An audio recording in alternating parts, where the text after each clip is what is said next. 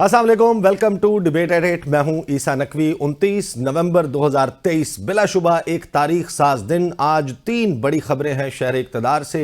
मियां मोहम्मद नवाज शरीफ की बरियत का फैसला सामने आया है एवन फील्ड अपार्टमेंट्स केस में। इसके अलावा फ्लैगशिप रेफरेंस जो है उसमें भी बरियत के खिलाफ दरख्वास्त वापस ले ली गई है। चेयरमैन तहरीक इंसाफ इमरान खान साइडलाइन हो गए हैं और पाकिस्तान तहरीक इंसाफ ने बैरिस्टर गौहर खान को नामजद किया है अगले पार्टी इलेक्शंस में, इंट्रा पार्टी इलेक्शंस में बतौर new chairman of Pakistan Tehreek Insaf. इसके अलावा द गार्डियन की रिपोर्ट है, बहुत अहम है। हल्का बंदियों के ऊपर जो एतराज़ात लगाए जा रहे हैं इलेक्शन कमीशन के हवाले से कुछ बहुत ही अहम डेवलपमेंट्स शहर इक़्तिदार में होती हुई नजर आ रही हैं। लेकिन एक बात तय है कि 21 अक्टूबर को मियां मोहम्मद नवाज शरीफ जब पाकिस्तान पहुंचे, जिस जाहो हशम के साथ, जिस कर्रो फर के साथ, जिस दबदबे और रोब के साथ, जिस तुझको एहतशाम के साथ उन्हें हटो बचों की सदाओं में इस्लामाबाद में और दीगर अदालतों में पेश किया गया, ये बात वाज़ेह नज़र आ रही थी कि मियां साहब इंसाफ लेने में कामयाब हो जाएंगे। लेकिन ये इंसाफ इस तरीके से और इतनी जल्दी दिया जाएगा, इसका किसी को अंदाज़ा नहीं था। इस तमाम मामले के ऊपर गुफ्तगू करते हुए शहबाज शरीफ साहब ने बड़ा इंटरेस्टिंग बात किया। पहले मैं आपको वो सुनवाना चाहता हूँ। आज मैं इस अदालत में हाजिर हुआ हूँ इंसाफ की तलाश में। मियां नवाज शरीफ आज इस्लामाबाद की हाई कोर्ट में हाजिर होंगे इंसाफ की तलाश में। इससे ज़्यादा हमारी नज़र में लेवल प्लेइंग फील्ड और क्या हो सकती है। इलेक्शन बिल्कुल बर वक्त होने चाहिए। कानून की भी यही मंशा है, जमहूरी तकाज़ों का भी यही मंशा है कि इलेक्शन जो है वो वक्त पर हर सूरत होनी चाहिए। तो शहबाज शरीफ साहब जो हैं वो इस तमाम प्रोसेस को कि हम क्योंकि अदालत में पेश हो रहे हैं, यही लेवल प्लेइंग फील्ड है और इलेक्शंस होने चाहिए, वक्त पर होने चाहिए। आखिर शहबाज शरीफ साहब को ये बात कहने की ज़रूरत क्यों पेश आई? क्योंकि दी गार्डियन की जो स्टोरी है उसमें यह कहा गया कि लगभग 1300 शिकायत हल्का बंदियों के हवाले से इलेक्शन कमीशन को मौसूल हुई हैं और इन हल्का बंदियों के हवाले से जो एतराज़ात हैं उसमें 80% एतराज़ात ये हैं कि किसी एक ख़ास फ़र्द को या किसी एक ख़ास जमात को जितवाने के लिए, उसके लिए हालात साजगार बनाने के लिए ये हल्का बंदियां की गई हैं। अब सवाल ये है क्या इस मामले को बुनियाद बनाकर इलेक्शंस में कोई डिले, कोई रखना आ सकता है? क्या ये मामलात अदालत में जाएंगे या फिर जब 30 नवंबर को इन्हें शाया कर दिया जाएगा इन हल्का बंदियों को, तो उसके बाद बस इंतज़ार होगा कि इलेक्शन शेड्यूल जारी किया जाए और 8 फरवरी को इंतखाबात हों? इस तमाम मामले के दौरान हमने देखा कि जब पाकिस्तान तहरीक इंसाफ ने यह फैसला किया कि बैरिस्टर गौहर खान को नया चेयरमैन बना दिया जाएगा, इंट्रा पार्टी इंतखाबात में उनको नामजद कर दिया गया, उन्होंने क्या गुफ्तगू की वो भी जरा सुन लीजिए। ये इमरान खान साहब के अपने नॉमिनी हैं, आर्जी तौर पे जो अरेंजमेंट हम कर रहे हैं उसके मुताबिक मुनासिब हैं। मैं खान साहब के नॉमिनी नुमाइंदा जाननशीन के हैसियत से हूँगा। खान साहब लीडर चेयरमैन थे, चेयरमैन है और इंशाअल्लाह ताहयात चेयरमैन रहेंगे, ये फैसला हो चुका है। पाकिस्तान की सियासत बड़ी दिलचस्प है। अब हमारे सामने दो एहतसाब के और दो अदालती निज़ाम मौजूद हैं। एक जिसने मियां मोहम्मद नवाज शरीफ को सज़ा सुनाई और एक अदालती निज़ाम अब हमारे सामने मौजूद है कि जिसने मियां साहब को बरी कर दिया। एक बात तय है कि या तो जिस वक्त मियां मोहम्मद नवाज शरीफ को सज़ा देने पर तुली हुई थी अदालतें और एहतसाब का निज़ाम, या तो वो जुल्म हो रहा था मियां मोहम्मद नवाज शरीफ के साथ, या फिर आज जो कुछ हुआ है ये पाकिस्तान की अवाम के ऊपर एक जुल्म है कि मियां मोहम्मद नवाज शरीफ को बरी कर दिया गया। एग्जैक्टली किस अदालत पर एतबार करें, किस एहतसाब के निज़ाम पर, किस नैब पर एतबार करें? मियां मोहम्मद नवाज शरीफ, मुस्लिम लीग नवाज बार बार ये बात कह रही है कि शुक्र अल्हम्दुलिल्लाह हम सुरखरू हो गए। सवाल यह है कि क्या आप सिर्फ सुरखरू होने के ऊपर महदूद रहेंगे या फिर अगर किसी शख्स के कीमती 8-10 साल जिंदगी के ज़ाया कर दिए जाते हैं, उसको किसी फेक केस में फंसाकर, तो वो फेक केस बनाने वाला नैब हो या फिर अहम तरीन शख्सियात, क्या उनके खिलाफ कार्रवाई होगी? क्योंकि अगर किसी शख्स के ऊपर झूठा इल्ज़ाम लगाकर उसके कीमती 8-10 साल ज़ाया कर दिए जाएं तो उसके लिए भी वही सज़ा होनी चाहिए जिस किस्म का इल्ज़ाम मियां मोहम्मद नवाज शरीफ पर लगाया गया था। इन्हीं सवालात के साथ आज डिबेट का आगाज़ करते हैं। मेरे साथ बड़ा डिस्पैनल मौजूद है। जनाब अजहर सदीक साहब माहिर कानून मुझे ज्वाइन कर रहे हैं। इसके अलावा जहांगीर जदून साहब ज्वाइन कर रहे हैं और रफ़ीक रजवाना साहब साबिक गवर्नर भी हैं, माहिर कानून भी हैं, वो ज्वाइन कर रहे हैं। और अगले सेगमेंट में हमें हसन अयूब साहब भी जो हैं वो स्टूडियो में ज्वाइन कर लेंगे। अजहर सिद्दीक साहब से मैं गुफ्तगू का आगाज़ करूँगा। अजहर सिद्दीक साहब, मियाँ मोहम्मद नवाज शरीफ बरी हो गए, एक्विटल हो गया, नून लीग कहती है कि तमाम के तमाम केसेस जो है वो पॉलिटिकली मोटिवेटेड थे, लेकिन बहरहाल जो कुछ भी हुआ, जो फैसला आया, आपका क्या ख्याल है कि मियां साहब को किसका शुक्रिया सबसे ज्यादा अदा करना चाहिए? बहुत शुक्रिया। मियां साहब को बुनियादी तौर पर इस सिस्टम का शुक्रिया अदा करनी चाहिए जो कि बादशाह नंगा हो गया है। ये वही नैब है, मैं तो नहीं बात कर रहा। देखिए ना कि ग्राउंड कैसे सेट की गई, चेयरमैन नैब कैसे तब्दील हुआ, कौन सा चेयरमैन आया, प्रोसिक्यूटर जनरल कौन आया। और आपको पता है वो बड़ी पंजाबी की फिल्म है वो निक्की जी हाँ, आज नैब की एक निक्की जी हाँ के ऊपर जो है नवाज शरीफ बरी हो गया। बाइज्जत मैं बड़ा हैरान होता हूं इस बात के ऊपर। देखिए, मैं तारीख का तालिब इल्म हूं, मुझे याद है, मैं पुराने मैंने एक आज क्लिप शेयर किए हैं डॉक्टर तार कादरी के, अल्लाह ताला उन्हें जिंदगी और सेहत दे। और वो जो बातें कही है ना कि ये सिस्टम जो है इनके लिए, और बड़ी ताकत के साथ नवाज शरीफ को वापस लाया जाएगा। मैं शायद इस बात में यकीन नहीं करता था। मुझे 2015 में लॉयर मूवमेंट के फौरन बाद जब हम हाईकोर्ट में पनामा का शुरू हुआ तो मुझे एक लांस नाइक हाईकोर्ट के गेट पे मिला, हाथ पकड़ के खींचा, अजहर सिद्दीक तू क्या शोर डालता फिर रहा है? कौन नहीं? ओ भाई, ये निजाम इन लोगों के लिए बना है, ये इनको वक्ती तौर पर लेकर जाना है, चलाना है ना इन लोगों को साथ। तो भाई इसको बड़ी शद्दोमत के, मैं अब आपके साथ सच बता रहा हूं, और मैं जब बैठा होता हूं मैं बात सच करने की कोशिश करता हूं। देखिए, तारीखी तौर पर समझना है कि आज वो एवन फील्ड अपार्टमेंट किसकी मलकियत है। आखिर मैंने 1988-89 की रिटर्न है मियां मोहम्मद शरीफ की, ये कहती है कि उनके दादा हजूर बहुत अमीर थे, 9,36,311 रुपए आमदन थी, ना 90 लाख, ना 9 करोड़, ना 9 अरब रुपया। और वो चैलेंज किया, 50 लाख एडिशन हुई, वापस 9,36,000 पे आया।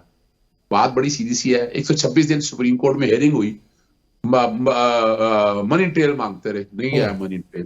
फिर 60 GIT बनी।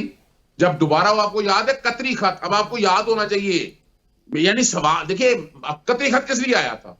आज मैं हैरान हो रहा हूं कि हमारी अदालतों को ये देख भाई सवाल ये अभी अगर किसी रेफरेंस के अंदर वो फ्लॉ है, भाई नैब के कवानीन ये जो है ना अपना व्हाइट कॉलर क्राइम के, अगर UN कन्वेंशन और करप्शन देखें तो उसके पैरामीटर्स के, ये नॉर्मल ट्रायल नहीं है। हम why we are taking it as a normal trial. 126 दिन की वो हेयरिंग। सही। अजहर सिद्दीक साहब, मैं आपके पास वापस आता हूं। रफीक रजवाना साहब, मुझे बताइएगा कि या तो मियां साहब को सजा सुनाया जाना जुल्म था मियां साहब पर, शरीफ खानदान पर, एक मुंतखब वजीर आजम पर, या फिर आज उनका उन मुकदमात से बरी हो जाना जुल्म है पाकिस्तान की अवाम पर। आपके ख्याल में ये जो दो अदालतें हमारे सामने मौजूद हैं, एक सजा सुनाने वाली, एक बरी करने वाली, दो नैब मौजूद हैं, एक बढ़ चढ़कर केस जो है वो बनाने वाला, पेश करने वाला, और एक जो है वो केसेस वापस लेने वाला, आपके ख्याल में आपका शुबा, आपका शक किस अदालती निजाम पर है? आपका सवाल जो है ना वो बड़ा प्रेजुडिस सवाल है माजरत के साथ। जी। आपने सवाल ही ऐसा किया है कि अवाम पर जुल्म है या अदालती निजाम पर जुल्म है। आप सिंपल सवाल करें कि आज का जो फैसला हुआ है उसके बारे में आप क्या कहते हैं, ठीक है ना? सर, दो फैसले हैं। एक शख्स के 7-8 साल जाया हो गए, मुंतखब वजीर आजम था, उसको अनसेरेमोनियली उतार दिया गया, या वो गलत था या आज गलत हुआ है? मेरा भी राइट है, तो मैं आपको कहूं कि मेरे तासुरात लेने हैं तो ऐसा सवाल करें कि मैं महसूस करूं कि आप इंडिपेंडेंट राय से मैं सवाल का जवाब दे सकूं और आपका सवाल इंडिपेंडेंट है, ठीक है ना? सर, जवाब आप अपनी मर्जी का दें, सवाल मैं अपनी मर्जी का करूंगा। मैं कोई आपको मना कर रहा हूँ तो मैं जवाब दे रहा हूँ, तो फिर आपको इतराज बड़े भाई छोटे भाई नहीं होना चाहिए। ये मेरा जवाब है जो आप पे इतराज कर रहा हूँ। बात ये है, जितने दिन ये केस मेरे समात रहा मैं उस केस में मौजूद था, ठीक है? मेरी पार्टी लीडर का केस है, मेरी अपनी उससे एसोसिएशन है, मेरे मोहसिन है, तो मैं उसमें मौजूद रहा। मैं छोटी मोटी वकालत मैंने भी 45 साल की है। बेसिक चीज जो आर्गुमेंट हो रही थी वो ये थी कि सेक्शन 9 सबसेक्शन 5 है गालबन के, जिसमें ये सारे वो अपना बेनामी ट्रांजेक्शन, एसेट मीज सारा कुछ आता है, तो उस पर शवायद की बात हुई कि नैब ने शवायद क्या दिए हैं, नंबर 1। नंबर 2, 19 शवायद पर मरियम नवाज बरी होगी, ठीक है जी। अब जरूरी नहीं कि मैं कहूँ कि ये फैसला जो है सही है गलत है। बात ये है कि शवायद है उसके मुताबिक जो कुछ मैंने केस सुना है, बतौर वकील कह रहा हूँ कि ये ठीक है, फैसला ठीक हुआ। अब बात ये है कि अगर नैब ने ये देखा कि ये केस गलत कायम हुआ है, तो ये बताए पाकिस्तान की कोई नजीर मिलती है कि केस जो है वो पनामा का जाए सुप्रीम कोर्ट में, वहां से अकामा भी निकल आए, फॉर लाइफ डिस्क्वालिफिकेशन भी हो जाए, वहां से JIT भी बन जाए सुप्रीम कोर्ट के हुक्म से, ऊपर से जैसा मॉनिटरिंग जज भी बन जाए, उसके बाद ये भी ऑर्डर हो। बहस के दौरान ये बात आई है ना जी, अमजद परवेज वकील साहब ने की है, और डायरेक्शन भी हो कि आप रेफरेंस दायर करें। तो बात ये, इन हदायत पर आप बताएं रेफरेंस दायर तो होना ही था। अब आज अगर नवाज शरीफ साहब बरी हो गए हैं, तो आने वाले वक्त के लिए इस पर एतराज करने की बजाय आने वाले वक्त के लिए सामने रखे इंसाफ होना चाहिए, किसी को भी हो। हम तो चाहते हैं इमरान खान के साथ भी इंसाफ होना चाहिए, चाहते क्या हर पाकिस्तानी शहरी के हक में इंसाफ अगर है और उसके साथ ज्यादती हुई है तो उसको इंसाफ मिलना चाहिए। अब अगर माशरे को इसी इंसाफ और नाइंसाफी में तकसीम करते जाएंगे, पाकिस्तान जिन माशी मुश्किलात का और सियासी मुश्किलात का शिकार है, तो क्या हमें इस बहस को बढ़ाने की बजाय आगे कुछ बेहतरी की बात करके, बेहतरी की कोई मिसाल दे के कुछ आगे वे फॉरवर्ड लेना चाहिए? तो गोया हम समझें कि आप भी इस बात से एग्री करते हैं कि मामलात अल्लाह पर छोड़ दें। मैं तो आप ही के हक की बात कर रहा था कि अगर मियां साहब को गलत सजा सुनाई गई तो जिन्होंने गलत सजा सुनाई वो सजा के हकदार हैं। मैं वो आपकी बात, वो पोर्शन आपका ठीक है। मेरी इस बात पे गुफ्तगू हुई मियां साहब से, मैं उनके साथ ही बैठा था अदालत में जब ये फैसला आया, तो मैंने कहा मियां साहब ये इतने अरसे से केस चल रहा है, ये बताए मुल्क का नुकसान हुआ, कौम की उम्मीदें जो है ना उन पर पानी फिरा, या फिर मुखालिफिन जो है उनको आज इस फैसले का अफसोस जरूर हुआ होगा। अब देखना ये कि कौन कहाँ से बोल रहा है। बात ये इंसाफ की बात है। इंसाफ मैं फिर कह रहा हूँ कि इंसाफ हर किसी को मिलना चाहिए, किसी के खिलाफ विक्टिमाइजेशन नहीं होनी चाहिए। और जो नैब के जितने केसेस बने हैं उनमें अक्सरियत पर जो सुप्रीम कोर्ट ने अपने तबसरे किए हैं उस पे आप देख लेंगे पॉलिटिकल इंजीनियरिंग के लिए इस्तेमाल किया, सारा कुछ किया गया। अब जब जो कानून कहता है उसके साथ उसके मुताबिक शवायद नहीं आए, उसके मुताबिक उस जुर्म के जो इंग्रेडिएंट्स है उनमें अगर केस फॉल नहीं करता, तो उस पर अदालत ने जो फैसला दिया और नैब ने भी महसूस किया कि ये गलत केस हुआ था, तो उसमें ऐसी कोई बात नहीं है। अल्लाह करे ऐसे ही हो, जब गलत केस हो तो प्रोसिक्यूशन के हमने गलत केस किया और हम इसको वापस लेते हैं या हम इसकी पैरवी नहीं करना चाहते। अब उसको अगर आप कह दें कि जी वो तो मैनूवरिंग हो गई, वो तो मिल गए, ठीक है सर, ठीक है सर। रजवाना साहब आपका पॉइंट आ गया। बहुत बहुत शुक्रिया, आपने हमें ज्वाइन किया। हमें स्टूडियो में हसन अयूब साहब जो है वो ज्वाइन कर चुके हैं। पहले जो है वो अलबत्ता जहांगीर जदून साहब से करूंगा। जहांगीर जदून साहब, आपने सुन लिया मुस्लिम लीग नवाज। हम तो ये बात कर रहे हैं कि हमारे सामने अगर कोई टेस्ट केस रख लें, फॉर एग्जांपल तारिक फातमी साहब का मामला, तारिक फातमी साहब जो है उनका डॉन लीक्स में नाम आया, उनको जिस तरीके से हटाया गया और ये बता दिया गया कि ये एक नेशनल सिक्योरिटी रिस्क है, ये शख्स जो है वो पाकिस्तान का गद्दार है, इसने बगावत की है पाकिस्तान के साथ। और फिर हमने देखा कि 4-5 साल के बाद वही तारिक फातमी जो है वो special assistant to the prime minister बन गया। अब उसमें सबसे अहम बात यह है कि उसके 4-5 साल उस शख्स की जिंदगी के ज़ाया हो गए उस इल्ज़ाम के तहत। या तो इल्ज़ाम लगाने वाला गलत था या फिर तारिक फातमी साहब गलत थे। इसमें सजा जजा का फैसला होना जरूरी नहीं है? बहुत शुक्रिया। देखें ना, आप एनालिसिस आप कर रहे हैं, जब आप कह रहे हैं जी कि सजा लगाने वाला गलत था, तो वो जब सजा से बंदा बरी हो जाता है तो फिर लगाने वाला ही गलत होता है ना। बरीयत वाला तो गलत नहीं हो सकता कि मेरी बरीयत जो है, जो इल्ज़ाम लगाता है साबित करना उसका काम है। चलें केसेस की, ऑफेंस की डिफरेंट सिचुएशन हो सकती है, लेकिन मेन जो बर्डन है तो प्रोसिक्यूशन का है ना। कोई इनिशियल जो है, इस केस की अगर एग्जांपल ले तो जो प्राइमा फेशी बर्डन है तो वो प्रोसिक्यूशन ने डिस्चार्ज करना है। एक प्रोसिक्यूशन ये कहती है, फिर दुनिया का अनोखा केस देखें आप देखें, कोई मॉनिटरिंग जज जो है वो ट्रायल कोर्ट को मॉनिटर कर सकता है डेली बेसिस पे। MIT जो होता है, मेंबर इंस्पेक्शन टीम, वो एक अलग चीज़ होती है। लेकिन मॉनिटरिंग सुप्रीम कोर्ट का जज एक ट्रायल कोर्ट पे बैठ के बता सकता है जी आपने डेट इसको नहीं देनी, इसमें ये करना है, इसमें वो करना है, और फिर ट्रायल कोर्ट की जजमेंट के अंदर लिखता है जी यहाँ पे करप्शन का तो कोई आंसर शामिल ही नहीं है। इन्होंने तो ये कहा जी इन्होंने इन मोटरवे पे करप्शन करके ये फ्लैट बनाए, इन्होंने 93 में ये पैसा जो है ये किक बैक्स का लिया है, इन्होंने तो ये इनकी एलिगेशन तो बेसिकली ये थी।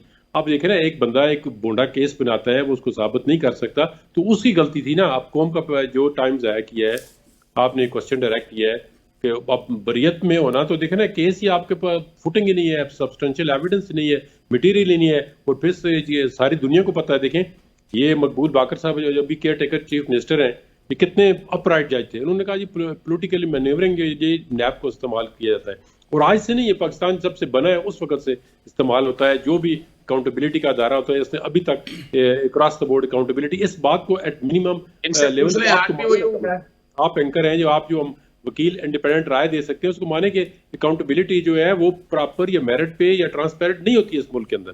सही। तो जहांगीर जदून साहब, मियां साहब जो हैं, आप क्या एक्सपेक्ट करते हैं कि अब जो बात तो यही की जा रही है कि मियां साहब का रुख जो है वो एक मरतबा फिर इक़्तिदार की भूल भुलैयों की तरफ वो जा रहे हैं, उनका रुख जो है वो वज़ीर-ए-आज़म ऑफिस की तरफ है। तो एक ऐसे वक्त में जब ये सारी प्रेसिडेंट्स और एग्जाम्पल सेट हो गई हैं, मियां साहब ने 18 सितंबर को जो तकरीर की थी, उन्होंने कहा था कि वो लोग कौमी मुजरिम हैं जिन्होंने एक मुंतखब वज़ीर-ए-आज़म के साथ ये सब कुछ किया। तो मियां साहब को आज सिर्फ ये कह देना काफ़ी है कि मैं सुरखरू हो गया, हमारे ऊपर इल्ज़ामात जो हैं उससे मैं बरी हो गया, या फिर जिन लोगों ने गलत इल्ज़ाम लगाए थे या मुल्क के साथ ये सब कुछ किया था उनको सजाएं दिलवाना मियां साहब का अब काम है? ये देखें, आप सियालकोट की स्पीच उस दिन मियां साहब की आपने सुनी है नहीं सुनी है, उन्होंने उसमें क्या कहा है, और अखबार के अंदर, प्रिंट मीडिया के अंदर गैंग ऑफ फाइव का वर्ड जो है वो यूज हुआ है। मेरे ख्याल में आपने अखबारें में पढ़ी होंगी, गैंग ऑफ फाइव। अब देखें ना, एक बंदा किसी मौके पे कोई पोलाइटली बात कर देता है तो उसको तो इस तरह की एक्सप्लॉइटेशन नहीं देनी चाहिए ना। उन्होंने कहा है, अगर देखें ना, आप बताएं मुझे 76 साल में किसने एस्टैब्लिशमेंट से बदला लिया है? अगर किसी प्राइम मिनिस्टर के साथ कोई ज्यादती हुई है, पीपल्स पार्टी ने जुल्फिकार अली भुट्टो का बदला किससे लिया है? जुडिशियल मर्डर, ये अखलाकी तौर पे देखें, अदालत ने खुद कहा है जजों ने कि जी वो नहीं था, उसका नहीं बनता था, ये डेथ सेंटेंस नहीं बनती थी, लेकिन हमने प्रेशर पे दी है। आज आप जज साहब है ट्रायल कोर्ट का, नैब का, वो फोत हो गया, उसने कहा जी मुझ पे प्रेशर था, मैंने सजा दी है, वरना मैं तो दोनों रेफरेंस में जो है बरी करना चाहता था। तो ये आप देखें ना, जो दुनिया की हकीकत है। अब उसको हम जज को, ट्रायल वाले को क्या कब्र से बाहर लेके आएंगे? या जिन लोगों ने इस वक्त किया है, आप देखें ना, वो तो मतलब है उनको खुद ये एहसास होना चाहिए। आज अगर नैब को ये एहसास हो गया कि केस गलत बना था, ये नहीं बनाना चाहिए था, नैब के चेयरमैन ने तो सुप्रीम कोर्ट में जाकर कह दिया था जी कि मेरे पास जो मटीरियल है इस पे ये रेफरेंस बनता ही नहीं है, लेकिन सुप्रीम कोर्ट ने कहा नहीं नहीं, हम आपको डायरेक्शन देते हैं कि आप जो है एक के बजाय 3 रेफरेंस बताएं। आप थोड़ा सा मेरिट पे बात करें ना। देखिए, मेरिट की बात है, किसी इम्तियाज था उनका डिप्टी चेयरमैन नैब, जब वो अदालत में आए थे और उन्होंने उनको, बल्कि गालिबन उनको बुलाया भी गया था लाहौर में, मॉनिटरिंग जज साहब ने बुलवा कर उनको कहा था कि ये जो रेफरेंसेस हैं, जब ये जो वॉल्यूम 10 है इसको आपने खोलना नहीं है, तो वो उसको खुलवाया भी नहीं, और बगैर इसके तमाम चीजों के रेफरेंसेस दायर करवा दिए थे, और एक मामले का एक रेफरेंस मुझे 3 रेफरेंस बनवाए उन्होंने। कोई एक ब्रेक लेने दे, मैं हसन से ही स्टार्ट करूंगा। अलबत्ता जदून साहब, जहांगीर जदून साहब, आपने जो बात की गैंग ऑफ फाइव की, गैंग ऑफ फाइव जो है वो एक पॉलिटिकल स्लोगन है। जब तक अगर आप उसको गैंग ऑफ फाइव समझते हैं, आप उसके खिलाफ कोई कार्रवाई नहीं करेंगे। ये सियासी नारे के अलावा कुछ नहीं है। बात करते हैं आफ्टर द ब्रेक।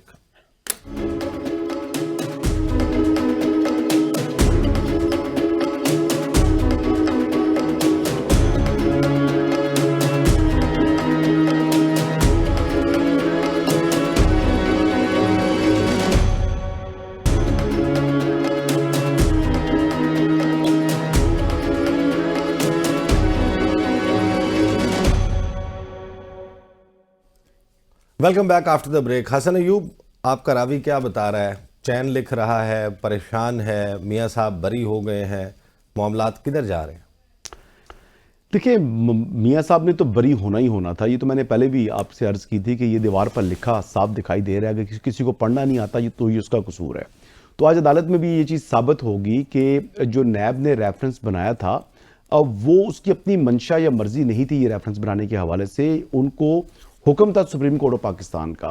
अब सुप्रीम कोर्ट ऑफ पाकिस्तान ने 184(3) में बराह रास्त एक केस सुना, डायरेक्ट केस जो है, जो नीचे से ट्रायल हुआ ही नहीं, वो केस सुप्रीम कोर्ट में आया, वज़ीर-ए-आज़म को किया नाअहल, और ब्लैक लॉ डिक्शनरी का इस्तेमाल करके प्राइम मिनिस्टर को घर भेजा और फिर उन्होंने कहा जी कि रेफरेंसेस दायर किए जाएं। जेआईटी तश्कील दी और जेआईटी के ऊपर फिर उन्होंने कहा जी रेफरेंस दायर करें, और फिर एक नहीं 3 रेफरेंसेस दायर हुए। तो ये तो हमारी जो है वो हिस्ट्री बताती है, ये मतलब रिसेंट पास्ट की बात है कि आप ये देखें कि एक सुप्रीम कोर्ट के जज ने मॉनिटरिंग की और मॉनिटरिंग के बाद जो रेफरेंस आए और जिस केस में नवाज शरीफ साहब को 10 साल की सजा हुई, तकरीबन 10 माह और 26 दिन उन्होंने जेल भी काटी, उस केस के अंदर आप ये देखें कि कोई एविडेंस ऑन सरफेस नहीं प्रोड्यूस कर सकी नैब, और जेआईटी ने भी कुछ ऐसा एविडेंस नहीं दिया क्योंकि जेआईटी की रिपोर्ट की बेस करते हुए नैब के रेफरेंस बने थे। तो लिहाजा एक बात तो ये है कि उसको जेआईटी के जो सरबराह थे उन्होंने भी इस बात का जो है ट्रायल के दौरान भी उन्होंने ये बात कर दी थी कि नवाज शरीफ साहब की करप्शन के कोई सबूत नहीं है। इसके बावजूद जो है उनको ट्रायल कोर्ट ने 10 साल की सजा दे दी। अब ये कहां पर जो है ना वो अब आप किससे गिला करें, और आप कह रहे हैं सजा होनी चाहिए। हाई कोर्ट देखिए ट्रायल कोर्ट के फैसले को तो उड़ा सकती है, लेकिन सुप्रीम कोर्ट के जज को वो क्या करे कह सकती है हाई कोर्ट? नहीं, फिर गैंग ऑफ फाइव का जो नारा है वो तो सबॉर्डिनेट है, पॉलिटिकल स्लोगन रहेगा। आप सिर्फ सियासी अब मॉनिटरिंग जज साहब क्या मॉनिटरिंग करते रहे हैं? अगर देखें आज अपील के अंदर एक क्वेश्चन है ना ईसा नकवी कि मॉनिटरिंग जज साहब जो कि 2 हफ्तों बाद 3 हफ्तों बाद उनको रिपोर्ट पेश होती थी और प्रोग्रेस चेक करते थे, वो देखते थे क्या हो रहा है। वैसे तो सुप्रीम कोर्ट किसी बारे में रिमार्क्स भी नहीं देती क्योंकि असरअंदाज हो जाएगी वो ट्रायल के ऊपर, लेकिन जहां पर सुप्रीम कोर्ट ने मॉनिटरिंग की, देखिए इस मुल्क में मतलब जो इंसाफ की सबसे बड़ी अदालत है, उस अदालत की ही जरिए जो पॉलिटिकल इंजीनियरिंग इस मुल्क में हुई है, और ये चीज आज साबित हो रही है। जब ये चीज साबित हो रही है तो उनका एहतसाब कौन करेगा? मैं तो कम से कम नहीं कर सकता, मैं तो कमजोर आदमी हूं, आप भी नहीं कर सकते। इवन के हाई कोर्ट के जो चीफ जस्टिस बैठे हुए थे या डीबी बैठी हुई थी, वो भी उनका एहतसाब नहीं कर सकती, वो भी उनसे कमजोर है। तो इतने ताकतवर लोगों का एहतसाब मेरे ख्याल से अब अल्लाह ताला ही करेंगे। नवाज शरीफ साहब ने सही कहा कि मैं अपना मामला अल्लाह पर छोड़ा था।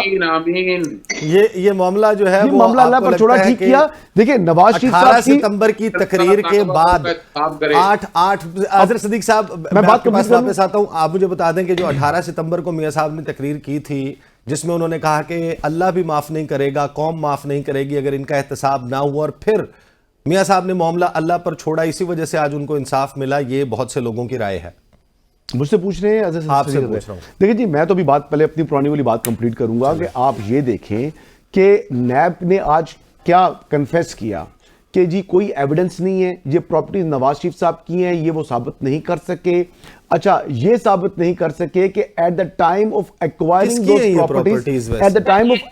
दोज प्रॉपर्टीज उनकी एवेल्युएशन क्या है। ये सर्टेन इंग्रेडिएंट्स होते हैं कि जो नैब का रेफरेंस जिसका जिक्र रजवाना साहब कर रहे थे, सेक्शन 9 रोमन 5 के हवाले से। अजहर सिद्दीक साहब मैं आता हूं आपके पास। सिद्दीक साहब की आदत है ना कि अपनी बारे में भी बोलते हैं और दूसरे बंदे के बारे में भी बात करते हैं और वो सारा टेम्पो तोड़ देते हैं। अजहर साहब आप बात करें जी, मैं खामोश हो जाता हूं। चले अजहर सिद्दीक साहब, हसन अय्यूब ने कहा कि आप बात करें, हम आपको सुनते हैं जी, आप बात करें। नहीं सिर्फ नैब ने जो कह रहे हैं, नैब ने कहा कोर्ट में आके नहीं, उन्होंने तो निक्की जी हाँ कहा है, सिर्फ उन्होंने तो ये कहा ही कुछ नहीं है। जनाब, जब आप स्पेशल प्रोसिक्यूटर मुकर्रर हुए थे एवन फील्ड में नैब की तरफ से, तो उस दिन आकर आपने तारीख ले ली थी। यहां पर तो आप बहुत सी बातें करते हैं, लेकिन वहां पर कोर्ट में जाकर आपने कहा जी मुझे तारीख दे दे, 1 महीने की तारीख दे दे। वहां पर आपने 1 महीने की तारीख ले ली थी। आज आपको सारी बातें जो है ना वो पूरा केस जबानी याद है, लेकिन जब जहां पर आर्ग्यू करने का टाइम था वहां पर तो आप खामोश थे। सरदार मुजफ्फर अब्बासी क्यों नहीं पेश हुआ प्रोसिक्यूटर? जनाब, आप थे ना स्पेशल प्रोसिक्यूटर मरियम नवाज वाले, जिस केस की बेस के ऊपर आज नवाज शरीफ की बरियत हुई है। आप क्यों बोले, क्यों नहीं बोले? 1 महीने का डेट क्यों ली थी आपने? आप ये बताएं मुझे। मेरी एक बात सुने, अगर इतना क्लियर कट केस था तो आप बोलते ना, बयान करते वहां पर। आप बोले, मैं सुन रहा हूं आज आपको। क्या पूछे, सच पूछते हैं आप, क्या कुछ हुआ? जरा तहकीक कर ले, जुडिशल कमीशन बिठा लें, बताएं अजहर सिद्दीक साहब क्या कुछ हुआ। ये छोड़ दें इन बातों को, छोड़ दे। अच्छा अजहर सिद्दीक साहब मुझे ये बताइएगा कि अब जाहिर है कि प्रॉपर्टी तो मौजूद है, मियां साहब ने 4 साल जाहिर है कि लंदन में किसी किराए के फ्लैट में तो नहीं गुजारे। मामला तो लोगों के जहनों में सवाल तो है कि आखिरकार ये प्रॉपर्टी कहां से आई, किस तरह आई।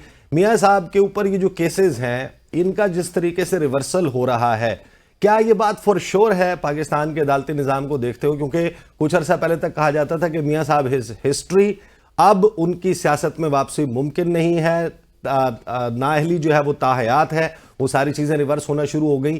क्या इस वक्त भी कोई ऐसे पॉइंट्स मौजूद हैं कि यही केसेस दोबारा मुस्तकबिल में रिवाइव भी हो सकते हैं? अच्छा, मैं आज मुबारकबाद दूंगा कौम को कि लफ्ज याद होना चाहिए, गॉड फादर कहा गया था। कोई डाउट था? सिजिलियन माफिया क्या गया था? डाउट था? आपको मैं तारीख में ले जाता हूं, हुदैबिया केस में क्या हुआ था, अपील नहीं फाइल हुई थी। ये नहीं बताना कौम को कि मरियम नवाज में जो मिली भगत थी, नैब ने अपीलें क्यों नहीं फाइल की। आज यही तो कहा उन्होंने कि हमने अपीलें फाइल नहीं की। खुदारा सच बताएं, कब कहा है कि एविडेंस नहीं है, यानी बताएं वो जो बात है। और दूसरी जहां तक बात है, मैं तो केस में मैं प्रोसिक्यूटर अपॉइंट हुआ था, मेरा आज तक प्रोसिक्यूटर का वापस लेने का कोई नोटिफिकेशन नहीं है। ये मैं रिकॉर्ड पे चीजें बता रहा हूं। सरदार मुजफ्फर अब्बासी पेश होते रहे, क्यों नहीं पेश हुए? आज ये बात कर रहे हैं पॉलिटिकल इंजीनियरिंग की, वो चले गए रिजवाना साहब। वो पॉलिटिकल इंजीनियरिंग कहने वाले जज आज के दौर में निगरान वजीर आला हैं, उनकी तो जरूरत नहीं हुई सच बताने की। अभी क्या आज के नैब का क्या कहेंगे हमारे दोस्त जहांगीर जदौन साहब? आज के नैब को क्या कहेंगे? अगर आप ये तो नहीं कि थोड़ा कड़वा थोड़ा मीठा आप थू कहें, खुदारा चार चीजें बड़ी वाज़ेह हैं, ये जरा समझ लीजिएगा। पहली तो बात है कि एवन फील्ड के अपार्टमेंट अपनी जगह पर मौजूद है, मनी ट्रेल नहीं है, कतरी खत दिए थे। और मैं जरा एक चीज और क्लियर कर दूं, सुप्रीम कोर्ट ने अगर रेफरेंस फाइल करने का सुप्रीम कोर्ट ने कहा था सजा देनी है, और मॉनिटर जज के बारे में ऐसे ही शुरू कर देते हैं, और भाई किसी एक जगह बता दें कि मॉनिटर जज ने क्या किया। मॉनिटरिंग जज तो यहाँ हर केस के अंदर हर को टेररिस्ट कोर्ट और उनके हर मॉनिटरिंग जज क्यों बैठे थे कि भाई ये ट्रायल चलने नहीं देते थे। ट्रायल 6 महीने में फैसला होना था, कितना टाइम लगा। वो यार खुदारा यार, मैं देखे, मैं आपने जो बात की है, मैं इन मैकेनिक्स में नहीं जाना चाहता, बड़ी सीधी बात है। ये मामला बनता था एससीसीपी का, ये नैब की डोमेन नहीं बनती थी। ये मोहतरम अजहर सदीक साहब, you do know it very well कि ये मामलात एससीसीपी के थे, ये नैब का मामला बनता ही नहीं था। मॉनिटरिंग जज साहब ने या उन सुप्रीम कोर्ट के जजेस ने ये किया था। आप यू नो इट, आपको मालूम है, आप नैब के प्रोसिक्यूटर भी नहीं है, नैब के वकील भी नहीं है, ये डोमेन ही बनती थी एससीसीपी की। क्या ले रहा है? पहले हकायक को सामने रख के जवाब दो, 4 सवालों का जवाब दो कि एवन फील्ड की अपार्टमेंट किसकी मलकियत है, मनी ट्रेल पैसा कहां से किया, किस तरह खरीदे। और दूसरी जहां तक बात है, यूएन कन्वेंशन और करप्शन पढ़ने, जब एसेट बियॉन्ड मीन हो तो आपको करप्शन नहीं साबित करनी है। किसने कहा है कि उसको अच्छा एसेट बियॉन्ड मीन, अच्छा उनके मीन से डिटरमिन नहीं कर सकी नैब ने नवाज शरीफ साहब के मीन्स ऑफ इनकम भी डिटरमिन नहीं की, फिर उस प्रॉपर्टी की जो वैल्यू थी उसको एवेल्युएट नहीं किया। अच्छा अब सच बताएं ना कि नैब खामोश रहे। नैब खामोश नहीं रहा। जिस एविडेंस के ऊपर 10 साल की सजा दी है, वो एविडेंस ये है, ग्राउंड रियलिटी ये है उसकी। अजहर सदीक साहब देखिए, बात ये ना, आप 2+2 4 मैथ करें मेरे साथ, आप मेरे साथ 2+2 4 मैथ करें। अगर आप ठीक हुए मैं आपसे मदद करते हैं। हसन अय्यूब, अजहर सदीक साहब ये मैथमेटिक्स करते हैं। जहांगीर जदून साहब ये बताइएगा, सवालात दोनों पर हैं। मियां साहब को जिस तरीके से सजा इस तरह नहीं है, ये अजहर सदीक साहब को पहले एक बात खत्म। चले अजहर सदीक साहब अब प्लीज कंप्लीट कर लीजिए। अच्छा मैं देखिए छोटी सी बात है जो सारे करते हैं ना, यानी पनामा में गया, उसमें निकाह, भाई पनामा में मिस डेक्लेरेशन थी 62(1)(f) के हवाले से, नहीं दिया उन्होंने। वो डिक्शनरी का तो इश्यू नहीं है, बड़ी सीरियस सी बात है कि वो तनख्वाह लेते थे, तनख्वाह डिक्लेयर नहीं की, कुछ नहीं है, नहीं डिक्लेयर की। नंबर 1। नंबर 2 रेफरेंस था कि जो ये प्रॉपर्टीज बनाई हैं उस कॉन्टेक्स्ट में, इसलिए उसका रेफरेंस अलग चला। और रेफरेंस फाइल कर देने से ये नहीं है कि आपको सजा भी देनी है, वो भाई सजा तो नैब के कोर्ट ने देनी थी। और इसका मतलब क्या है, जो मिली भगत की बात या गॉडफादर या सिटिजन माफिया की है, जानबूझ के ये लकूनाज रखे गए, इसीलिए ये कहते थे वक्त आएगा उनकी मर्जी के जज आएंगे, एक निजाम ऐसा आएगा। तो बात तो बड़ी वाज़ेह है ना, गॉडफादर या सिटिजन माफिया इन लोगों के लिए कहा, मेरे और आपके लिए नहीं कहा गया। तो ये मानना पड़ेगा कि ये सिस्टम जो है ये कंप्रोमाइज्ड है। अगर ये बात है तो आज का नैब क्या कर रहा है? आज के नैब को दोनों बताएं ना जरा, जहांगीर जदून बताएं, रिजवाना साहब बताएं और हसन अय्यूब बताएं। चले जहांगीर जदून साहब बताएं जो एडजेक्टिव्स इस्तेमाल किए गए थे। पहले इनको जरा कह दें आराम से तम्मल से बात सुन लें, अगर सुनना चाहते हैं तो, नहीं सुनना चाहते तो फिर हम आगे पीछे हो जाते हैं, इनसे बात करा लें। थोड़ा सा देखें, वकील है माशाल्लाह, बड़े सीनियर, काफ़ी प्रैक्टिस है इनकी। थोड़ा सा ये मुझे तो नहीं पता था कि ये आज तक नैब के प्रोसिक्यूटर, अभी इनका ऑर्डर ही विड्रॉ नहीं है, तो ये बायस्ड ओपिनियन है इनकी। अगर ये नैब के प्रोसिक्यूटर हैं तो फिर तो ये तो काम ही खत्म हो गया ना, ये कोई इंडिपेंडेंट लीगल राय तो नहीं दे रहे। ये तो कहते हैं मेरा विड्रॉ नहीं हुआ, जो मेरी अथॉरिटी थी प्रोसिक्यूशन की। तो ये तो आज इनको हाईकोर्ट में आके बहस करनी चाहिए थी, या लंदन में बैठे हुए हैं। ये मेरे लिए बड़ा एक सदीक अजहर साहब की तरफ से बड़ा तजब की बात है कि ये अगर वोकल बुलाएगा आएगा ना, आएगा तो आएगा ना जंगीर जुलूस साहब, आप बता रहे हैं, मैं जबरदस्ती आ जाऊं, मैं जबरदस्ती आके बात कर लूं, बहस कर लूं, वोकल बुलाएगा तो आएगा। वो कह रहे हैं हमें बुलाया, मुझे बुलाएंगे तो मैं आऊंगा। नहीं प्रोसिक्यूटर हैं, अगर इनका नहीं हुआ तो ये आते ना, कि क्यों उधर बैठे हुए हैं, कहते जी हमने मौत देनी है, फांसी देनी है, 10 साल पूरे कराने हैं। फोन पे नहीं आना आपने, लेकिन मेरा नोटिफिकेशन विड्रॉ नहीं किया उन्होंने आज तक। अच्छा जहांगीर जदून साहब, मुझे ये बताइए, ये चुप करेंगे मियां साहब को जो सजा सुनाई गई थी उसके ऊपर भी सवालिया निशान है, मियां साहब को जो बरी किया गया उस पर भी है, जो अदालती निज़ाम और एहतसाब के निज़ाम पे ये सवालिया निशानात हैं। आज चेयरमैन तहरीक इंसाफ इमरान खान चले, अब वो शायद चेयरमैन ना रहे 1-2 दिन के बाद, और उनके खिलाफ भी जो केसेस चल रहे हैं, तो ये तो एक विशियस साइकिल है। अगर हमारा अदालती निज़ाम, एहतसाब का निज़ाम इतना खोखला है कि पॉलिटिकली जो है वो चीज़ों को हैंडल करता है, तो कल को 4-5 साल के बाद यही सूरत हाल हम मियां इमरान खान साहब की देख रहे होंगे, और हम देख रहे होंगे कि वो बरी हो रहे होंगे। ये देखिए, मैं तो आपको इंडिपेंडेंटली ये कह रहा हूँ कि किसी पे भी पॉलिटिकल इंजीनियरिंग के लिए या झूठे केस नहीं बनाना चाहिए। कोई भी पॉलिटिकल लीडर हो, चाहे वो पीपल्स पार्टी का हो, चाहे वो PMLN का हो, चाहे वो PTI का हो, चाहे वो JUIF का हो, जिसकी भी पॉलिटिकल पार्टिसिपेशन है उस पर पॉलिटिकली मोटिवेटेड केस या विच हंटिंग के लिए केस नहीं बनाना चाहिए। जो केस अगर जेन्युइन अकाउंटेबिलिटी, पहले मैं कह चुका हूँ आपको कि पाकिस्तान से आज दिन तक किसी के अगेंस्ट जो है ना जेन्युइन अकाउंटेबिलिटी और मेरिट नहीं होती, लेकिन ये लोग जो है ना ये बात नहीं करते। इन्होंने एक ही रट लगाई होती है जी, ये चोर। भाई अगर आप कहते हैं, अगर एलेज करते हैं कि एक बंदा करप्ट है या चोर है, तो आप साबित करें, ये आपकी रिस्पॉन्सिबिलिटी है।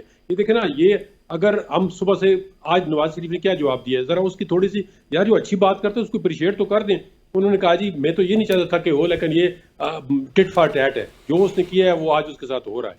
ये आज बात बिल्कुल कोर्ट से निकले हुए साफी के जो सवाल का जवाब उन्होंने दिया। उन्होंने ये इमरान को आज नहीं कहा कि इमरान सबसे बड़ा चोर है, लेकिन ये लोग जो हैं, ये खुदा की कसम, ये इन्होंने अपने दिमाग के अंदर एक, इनकी इंडिपेंडेंट ओपिनियन ही नहीं खत्म हो गई है। कोई PTI का वकील जो है 2-4 को छोड़ के मेरिट पे बात ही नहीं करना चाहता। नहीं, लेकिन जहांगीर जदून साहब स्टेटसमैन इमरान खान के बारे में क्या बातें कह रहे हैं, बुशा बीबी का कमाल कर रहे हैं आप, ये बात कह रहे हैं कि इन्होंने नहीं की। कौन कहता है चोर हो सकते हैं, कौन कह रहा है? ये कह रहे हैं, किसने कहा नहीं कह रहे हैं? देखिए बात ये है ईसा नकवी, सर जहांगीर जदून साहब, स्टेट्समैनशिप का तकाजा क्या है कि आप ये कहें कि 2017 में ये हुआ था, आज जो भुगत रहा है ये मकाफाते अमल है, या फिर इस चीज को फुल स्टॉप लगाएं, एक मर्तबा बैठकर इनको जी। मेरी बात एक मिनट देखिए, नवाज शरीफ लंदन में बैठ के, अभी वो पावर में, या खुद देखें आज उनके बरी हुए एक अभी रहता है उनका रेफरेंस, अभी भी नहीं है। अभी जो इमरान खान पे केस बना रहे हैं वो बना रहे हैं,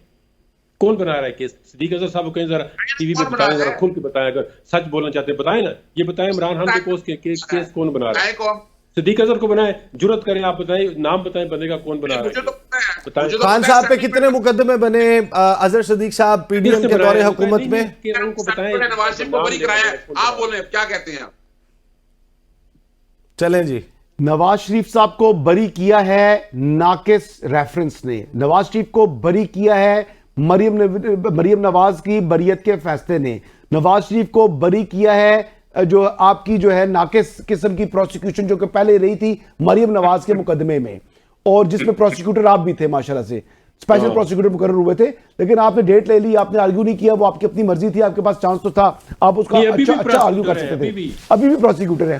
तो अब बात ये है कि मौके आपको मिले, वो कहते हैं ना, एक दफा साकिर निसार साहब कहते थे कि लड़ाई के वक्त जरा मुक्का याद, लड़ाई तो बाद जरा मुक्का याद आवे ना, वो बंदे को सुनवा अपने मुंह तो मारना चाहिए। बड़ा उनका तारीखी जुमला था ये, उन्होंने बोला था रिव्यू के अंदर जहांगीर खान तरीन के वकील को। सही। तो कहने का मकसद ये है भाईजान कि अब बात करें कि अब 190 मिलियन पाउंड वाले केस की बात करें, एवनफील्ड तो हो गया माजी का किस्सा, अब बात करें 190 मिलियन पाउंड पर। अगर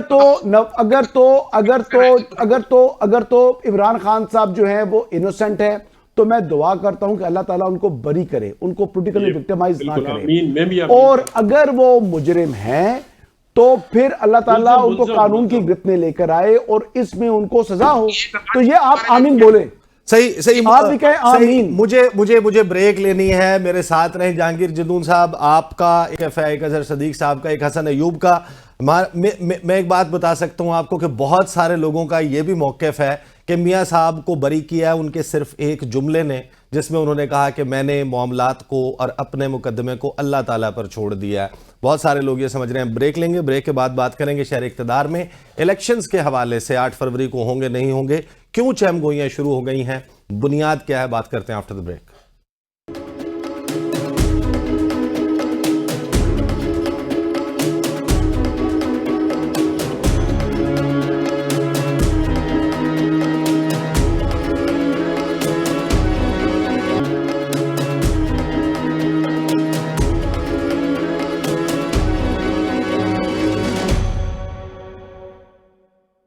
welcome back after the break. Pakistan के शुमाली इलाका जात में सर्दी की शिद्दत में इजाफा हुआ है, लेकिन इस शो में जो है वो थोड़ा सा गर्मी की हिद्दत जो है वो बढ़ गई है। अच्छा, आप दो मामलात पर बात करनी है। पहले तो ये बता दीजिए कि चेयरमैन तहरीक इंसाफ वो उन्होंने ख़ुद को एक जानिब कर लिया है और बैरिस्टर गौहर साहब को नामजद किया जा रहा है इंट्रा पार्टी इलेक्शंस में। कैसी चॉइस है? और बैरिस्टर गौहर खान पार्टी के मामलात में, क्योंकि अब लगता यह है कि असल मायार यह है कि खान साहब का लॉयल कौन है, लॉयल्टी किसकी और एतमाद वो किस पर करते हैं, तो जाहिर है कि एतमाद के साथ ही ये चॉइस की होगी। लेकिन क्या इसके अलावा कोई रास्ता नहीं था चेयरमैन तहरीक इंसाफ इमरान खान के पास? ईसा देखिए, सिर्फ एक छोटी सी बात कहता हूँ कि तारीखी तौर पर आपको हुदैबिया के केस जो कि मैंने सारा देखा है, मुझे पता है हुदैबिया की अपील किन दो जजों के पास लगी, दोनों में डाइसेंट आया, फिर एक रेफरी जज आया, रेफरी जज ने क्या फैसला किया, वो रेफरी जज आज कहाँ बैठा हुआ है, अपना गिलगित बल्तिस्तान के चीफ अपीलेट कोर्ट में बैठा हुआ है। तो ये कुछ चीजों को समझना है इनको, यानी लड़ाई किसी की नहीं है, हमें सच बोलना है, हकायक बताने हैं। और मैं आपको पता है, मैं 5 जून से कह रहा हूं कि पाकिस्तान को मिसाके पाकिस्तान की जरूरत है। ये थोड़ा कड़ा थोड़ा आप को छोड़ दें इस बात को। अगर वाकई आप चाहते हैं कि ये सिस्टम ठीक हो, तो ये सिस्टम इस तरह नहीं है, एक दूसरे को गिराने से ठीक नहीं होगा। एक दूसरे को गिराने बिठाने, अगर आप यही लगे रहेंगे तो 40 सालों से यही देख रहे हैं हम, और यही होता रहेगा और फिर यही होता रहेगा, हम रोते रहेंगे, पीटते रहेंगे। अब आते हैं अगली बात की तरफ। दूसरा देखें, अब ये भी क्या है, इमरान खान साहब का कुछ कहा जाता है जनाब 9 मई के बाद। ओ भाई, 9 मई से पहले ही हालात है। ये वाला जो तोशा खाना का केस है, ये 9 मई से पहले का है। पहले यानी 120 दिन के अंदर होना था, नहीं हुआ। फिर जिस तरह रेफरेंस फाइल की आर्टिकल 63 के तहत अपना स्पीकर के पास, स्पीकर से इलेक्शन कमीशन, और इलेक्शन कमीशन नाअहल कर दिया था। सर ये बताएं, गौहर खान साहब चेयरमैन बन जाते हैं तो क्या बल्ले का निशान इलेक्शन कमीशन जो है वो फिर बरकरार रखेगा? पीटीआई के ऊपर जो तलवार लटक रही थी वो उतर जाएगी? देखिए, ये सारा जो कुछ भी है हमने ये बड़ा सोच समझ के किया है। इलेक्शन कमीशन काबिले एतबार इदारा नहीं है। जिस तरह उस वक्त नाहल किया, जिस तरह तोशा खाना का केस चला, तोशा खाना में वकील, यानी आप अंदाजा लगाएं कि वकील भी नवाज शरीफ के मुंतखब करदा लोगों को लगाया गया, नजर आ रहा है सारा कुछ। फिर पार्टी चेयरमैन हटाने के हवाले से एक दरखास्त चल रही थी 5 दिसंबर को, वो है। तो ये बड़ा सोच समझ के फैसला किया गया है। इंट्रा पार्टी के लागे टेक्निकल वजूहात पे इसको ज्यादा चैलेंज कर रहे हैं, तो ये बड़ा सोच समझ के टेम्पररी फैसला किया है। ताहियात जो चेयरमैन है इमरान खान ही है और वो ही रहेंगे। यानी कल टिकट देने का, इलेक्शन लड़ने का, वो एक अलग बात है, इलेक्शन वक्त पे होने या नहीं होने। 90 दिन के हवाले से इतने मामला बोल चुके हैं तारीख में। ये 17 माह में जो इन्होंने कुछ कर दिया है ना, ये वोट की शक्ल में नजर आएगा आप लोगों को, और अंदाजा भी होगा।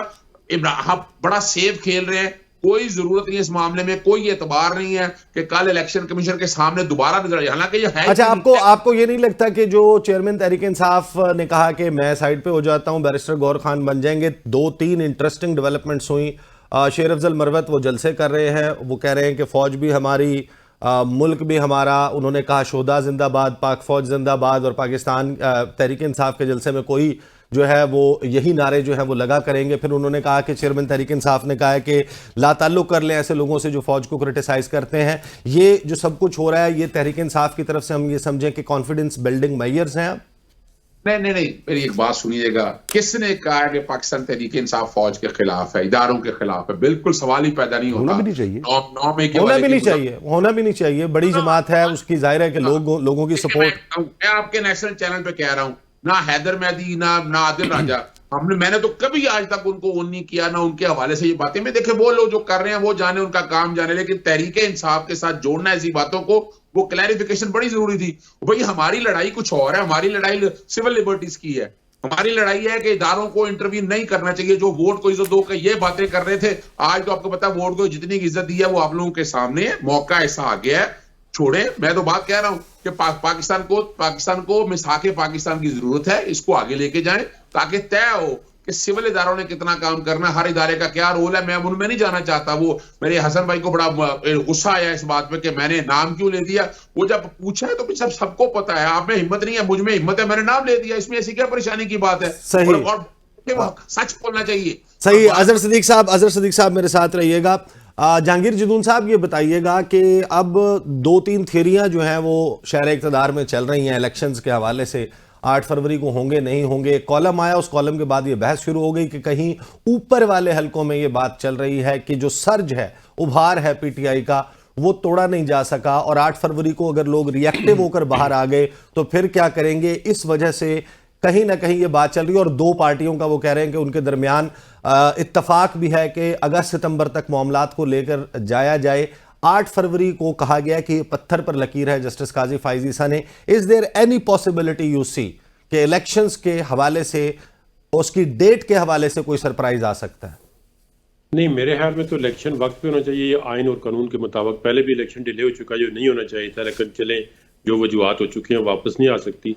लेकिन 8 फरवरी को जो डेट दी है सुप्रीम कोर्ट ने, पत्र में लगा, आप एडिशनल नोट पढ़ लें, उसमें अगर वो आगे पीछे करेंगे तो आपको, मुझे नहीं पता ऊपर वाला हल्का आपको पता होगा क्या कर रहे हैं। मेरी तो इतनी इन्फॉर्मेशन सोहेल वड़ाई साहब ने कहा है जी। अच्छा, सोहेल वड़ाई साहब को पास हो सकता है इन्फॉर्मेशन। आप मीडिया वाले किसी न किसी जगह से इन्फॉर्मेशन कनेक्टेड तो होते हैं ना, निकाल लेते हैं, तो हमें तो नहीं पता होता। सर आप खुद दे रहे होते हैं खबरें हमें। हसन अयूब साहब ने अपना सोर्स डिस्क्लोज कर दिया है ऑन एयर। हसन अयूब ने अपना सोर्स डिक्लेयर कर दिया है। वो हमें नहीं पता, पर बहरहाल हमारा जो ओपिनियन है वो ये 8 फरवरी को इंशाल्लाह इलेक्शन होंगे। कोई डरने की जरूरत नहीं, कोई पीटीआई से डर रहा है। इलेक्शन जो भी होगी आपको पता है, इंशाल्लाह इलेक्शन होंगे। तो ये जो खबर एक दी गार्डियन ने खबर दी है कि इलेक्शन कमीशन में कुछ 1300 एतराजात आए हैं हल्का बंदियों के मामले पर। जितने भी एतराज आए ना वो मोस्टली मुस्तरद कर देंगे। देख लेना आप, ये एतराज आते रहेंगे। जब शेड्यूल का ऐलान हो जाएगा तो हाई कोर्ट भी उसके विदिन, ये आज की बात तो नहीं है, डिलिमिटेशन पे काफी इलेक्शन होने इतना होता है तो आपस में पार्टियों की लिटिगेशन होती है। बैलेट पेपर वो कहते हैं जी आप छप चुके हैं, वो कहते हैं जी दोबारा छापते हैं, 2 घंटे का काम है। तो ये लिटिगेशन लगी रहती है, इसमें कोई इशू नहीं होते। बाज बात जो है हमें पता है, सुबह इलेक्शन होता है कहते हैं स्टे कर दे, लेकिन वो नहीं करते, कहते हैं जी आप इलेक्शन की डेट अनाउंस हो गई है। अब इलेक्शन कमीशन इंशाल्लाह, मुझे लगता है कल अगर 30 नवंबर को उन्होंने डेट दी थी लिमिटेशन की फाइनल लिस्ट, अगर फाइनल कल लिस्ट लग जाती है, वो लगेगी तो फिर उसमें दिसंबर के पहले वीक में उन्होंने कहा था शेड्यूल आ जाएगा। तो अगर शेड्यूल आएगा तो इलेक्शन इंशाल्लाह हो जाएगा। और इलेक्शन होना चाहिए, इस मुल्क का वाहिद रास्ता यही है कि इलेक्शन फेयर एंड ट्रांसपेरेंट हो और 8 फरवरी को हो इंशाल्लाह। तो जो परवेज खटक साहब कह रहे हैं कि जी शेड्यूल आ भी जाए, मुलतवी हो जाएगा, या आप भी यहाँ मैं भी यहाँ, रीजन मुझे पूछेंगे तो मैं हसन के बाद बता दूंगा। अजहर सिद्दीक साहब, आप जो है वो अब इसके ऊपर फिर मैं वो नहीं कर रहा आपका नून लीग के लोगों के साथ, और जहां पर भी शो में है आपके इससे पहले भी कुछ शर्तें वगैरह लग चुकी हैं। आप पुर यकीन है कि इलेक्शन नहीं होगा? अच्छा, उसकी तीन रीजन समझिएगा। तोशा खाना की अपील कल लगी है और मेरिट पे देखें तो इमरान खान सबको बरी होना चाहिए और वो वाला मामला भी खत्म हो जाएगा। अब आगे साइफर का केस चलाना है, इमरान खान साहब को सजा देनी है, सजा दे के नाअहली करनी है एक और। उस वक्त तक मैं नहीं इलेक्शन दे रहा और आप ये मौसम का बहाना बनाया जाएगा। जो कुछ भी, जो कि फैसला जो है वो फैसला कुछ नहीं है सुप्रीम कोर्ट का, वो कुछ भी नहीं है, नथिंग। हाँ, नोट जो है, अगर वो नोट वाला फैसला होता सुप्रीम कोर्ट का, जो जस्टिस अतर मिल्ला का, फिर मैं कह सकता था। आपने देखा कि जस्टिस अतर मिल्ला का फैसला है वो सुप्रीम कोर्ट का फैसला था, फैसला था। सही तो हमने देखा। तो मैं नहीं इलेक्शन देख रहा, तो मैंने मेन रीजन आपके सामने रख दी है कि जब तक पाकिस्तान तहरीक इंसाफ पूरी तरह कॉर्नर नहीं होती, हालात ऐसे नहीं बनते हैं, ये इलेक्शन नहीं होने वाले। हसन अयूब साहब, परवेज खटक साहब ने कहा कि मेरी तो पार्टी नहीं है, मुझे तो अभी टाइम चाहिए इलेक्शन लड़ने के लिए। एक तरफ जो है वो लॉ एंड ऑर्डर और मौसम, इसके ऊपर बात की जा रही है और ऑब्वियसली लॉ एंड ऑर्डर की सिचुएशन खराब भी है, लेकिन पाकिस्तान में तो अब ये जाहिर है कि बहुत अरसे से चल रहा है। रावी क्या बताता है? मैं रावी पर आने से पहले मैं एक बात आपको विद ड्यू रिस्पेक्ट में बात करूंगा। अजहर सिद्दीक साहब वो जस्टिस काजी फाइज साहब की वो बात भूल गए हैं। उनका अगर खदशात हैं तो अपनी अहलियत से बात करें। तो अजहर भाई, आप भाभी से तो बात कर लेते ना, पहले ये एक्सरसाइज पूरी कर लेते तो फिर आकर खदशात का इजहार कर लेते। या आपने कर ली एक्सरसाइज पूरी? मैंने 8 पॉइंट उठाए हैं और मैं चैलेंज करता हूँ, और मेरे उसमें से 6 पॉइंट मान लिया जस्टिस अख्तर मिलर ने, ये भी बता दूं मैं आपको। अच्छा चलें, सही हो गया। अच्छा मेरी वो कानून और आइन से हटकर फैसला दिया उन्होंने। सही। मेरी एक ट्वीट है 4 जून 2023 की, उस पे मैंने ये कह दिया था कि मुल्क में जो आइंदा मुल्क भर में एक साथ आम इंतखाबात जो है वो मार्च 2024 में होंगे, ऐलान खत्म हुआ। तो मैं आज भी अपनी दी हुई उस खबर के ऊपर कायम हूं, और मेरा वो जो ट्वीट है, मेरा वो ट्वीट जो है वो जून का है। तो वो जो सुप्रीम कोर्ट का या जस्टिस काजी साहब ने जो बात की है, सेनेट का इलेक्शन होना है, उन्होंने फिर मार्च में क्यों कराएंगे, काफी बात भी की है, तो मेरे ऊपर वो बाइंडिंग नहीं है।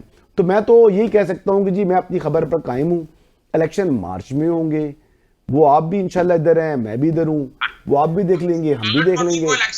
ब्रेकिंग है आपके लिए। क्या कह रहे हैं? क्या कह रहे हैं सर सिद्दीक साहब?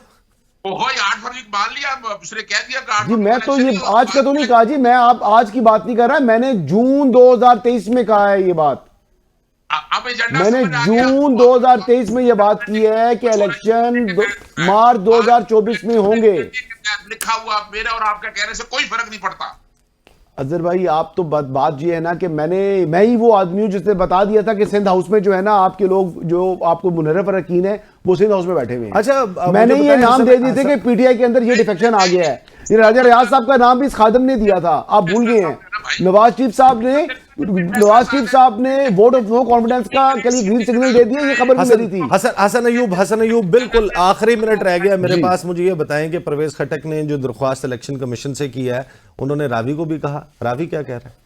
रावी तो मैं हूं जी। हाँ मैं तो कह रहा हूं आपसे रिवायत। मैं तो कह रहा हूं चैन ही चैन है, और इलेक्शन मेरे एतबार से जो मेरी खबर है, जून की खबर है, जून 2023 की खबर है कि इलेक्शन मार्च में है।